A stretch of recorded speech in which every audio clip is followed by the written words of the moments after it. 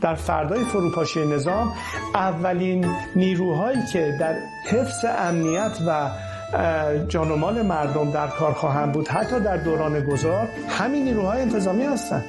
من با ارتش، با سپاه، با بسیج ارتباط دارم، یعنی مکالمه داریم، علائم خودشون رو دارن اعلام میکنن، همسویه خودشون رو با مردم میخوان نشون بدن.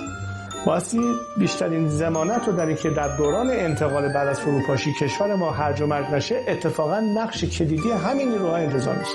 یعنی همین ارتشی‌ها یا همین بسیجی‌ها، یعنی همین اعضای سپاه در بخش نظامی و مسلحش.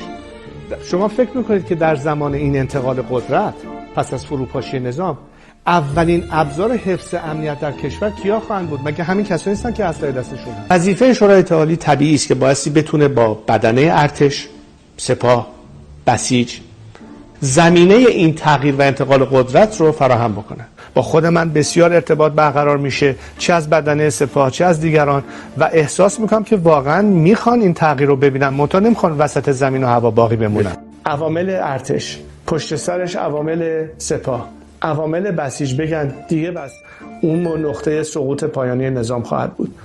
جمهوری اسلامی نظامی است که اسلام سیاسی رو ترویج داده. آیا این رو باید به حساب اسلام گذاشت کلا؟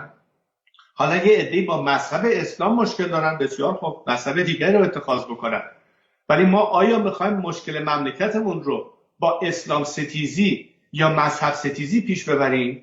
اگه قرار این باشه همون بهتره که این حکومت بمونه. بنده ادعا کننده اون آلترناتیو نخواهم بود. اسلام همونطوری که گفتم اسلام روز اول است و این کاری که ما میکنیم و این مواد انقلاب ایران تمام استوار بر همون